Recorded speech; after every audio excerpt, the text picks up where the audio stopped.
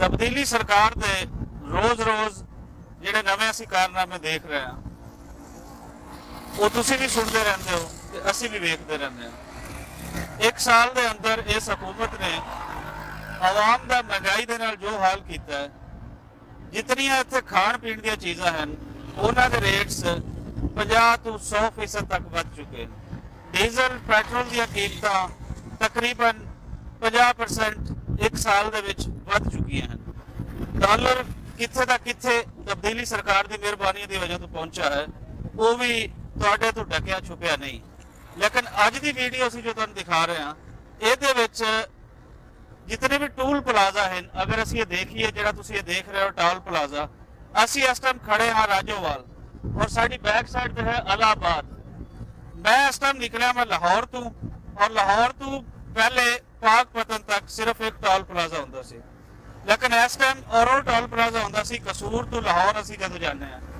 लेकिन अज ये होया कि जदों असी कुड़ियां तो अगे गुजरे हाँ, कुड़ियां के करीब एक टोल प्लाजा नवा बना दिता गया है।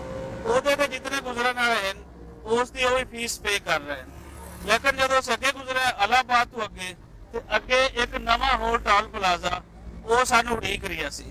ਅਸੀਂ ਇੱਥੇ ਨਵੇਂ ਟੋਲ ਪਲਾਜ਼ੇ ਤੇ ਆ ਕੇ ਉਹੀ ਫੀ ਪੇ ਕਰ ਰਹੇ ਹਾਂ। ਮਤਲਬ ਇਸ ਟਾਈਮ ਮੈਂ ਲਾਹੌਰ ਤੋਂ ਨਿਕਲ ਕੇ ਰਾਜੋਵਾਲ ਤੱਕ ਮੈਂ ਅਜੇ 100 ਕਿਲੋਮੀਟਰ ਨਹੀਂ ਕੀਤਾ। 100 ਕਿਲੋਮੀਟਰ ਦੇ ਏਰੀਆ ਦੇ ਵਿੱਚ ਮੈਂ 3 ਟੋਲ ਪਲਾਜ਼ੇ ਉਹ ਮੈਂ ਭੁਗਤ ਚੁੱਕਾ ਹਾਂ। ਇਹ ਹੈ ਤਬਦੀਲੀ ਸਰਕਾਰ ਦੀ ਮਿਹਰਬਾਨੀ। ਜਦੋਂ ਮੈਂ ਇੱਥੋਂ ਦੀ ਇੰਤਜ਼ਾਮੀਆ ਦੇ ਨਾਲ ਗੱਲ ਕੀਤੀ ਹੈ ਕਿ ਇਹ ਇਤਨੇ ਟੋਲ ਪਲਾਜ਼ੇ ਕਿਸ ਵਜ੍ਹਾ ਤੋਂ ਹਨ ਤੇ ਇੱਥੋਂ ਦੇ ਜਿਤਨੀ ਇੰਤਜ਼ਾਮੀਆ ਦੇ ਲੋਕ ਬੈਠੇ ਹਨ ਉਹਨਾਂ ਦਾ ਇਹ ਕਹਿਣਾ ਹੈ ਕਿ ਅਸੀਂ ਤਾਂ ਸਰਕਾਰੀ ਮੁਲਾਜ਼ਮ ਹਾਂ, ਹਾਈਵੇ ਦੇ ਅਸੀਂ ਤਾਂ ਮੁਲਾਜ਼ਮ ਹਾਂ। ਸੈਕਟਰੀ ਹਾਈਵੇ ਦੀ ਤਰਫੋਂ ਇੱਕ ਨੋਟੀਫਿਕੇਸ਼ਨ ਜਾਰੀ ਹੋਇਆ ਹੈ ਕਿ ਇਹ ਟੋਲ ਪਲਾਜ਼ੇ ਇਹ ਬਣਾ ਦਿੱਤੇ ਜਾਣ ਆਰਜ਼ੀ ਤੌਰ ਤੇ ਔਰ ਇਹਨਾਂ ਦੀ ਲੋਕਾਂ ਤੋਂ ਫੀਸ ਜਿਹੜੀ ਹੈ ਉਹ ਵਸੂਲ ਕੀਤੀ ਜਾਵੇ। ਸੋ ਇੱਕ ਨਵਾਂ ਤਰੀਕਾਕਾਰ ਲੋਕਾਂ ਨੂੰ ਲੁੱਟਣ ਦਾ मुख्तलिफ टोल प्लाजे बना के तुम देख सकते हो। और अगे का मैं नहीं पता कि मैं पाकपतन तक जाने तक मैं कितने टोल प्लाजे होर भुगतने। पेट्रोल दी कीमतां, डीजल दी कीमतां, खाण पीण दी कीमतां कित्थे हैं समझ नहीं आ रही कि ये हुकूमत आम आवाम दे नाल की करेगी और कित्थे तक रुकेगी, कित्थे तक जिहड़ा हड्डियां दे विच आखिरी खून दे कतरे हैं उन्हां नूं निचोड़ेगी।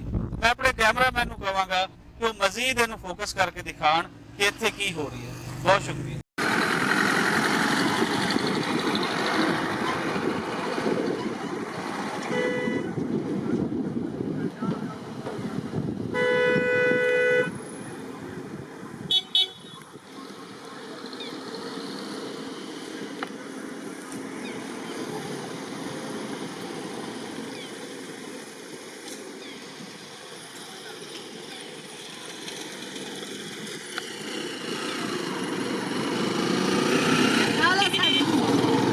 आ गई है। हाँ, वो लड़ से चढ़ जा।